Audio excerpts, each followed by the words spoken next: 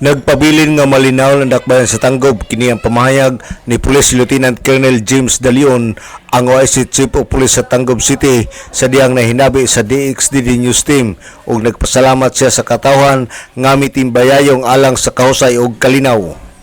Nagpadayon usab ang kapulisan sa dakbayan sa Tanggob mahitungod sa kampanya batok sa illegal nga droga. Matud pa sa hipi nga adunay mga individual nga nasikop nga nalambigit sa illegal nga droga. Kini pinaagi usab sa pagtaho ngadto sa kapulisan sa nasangpit nga dakbayan. Naatay kanunay nga mga informant nga naa sa ato ang area o gawas sa ato ang area.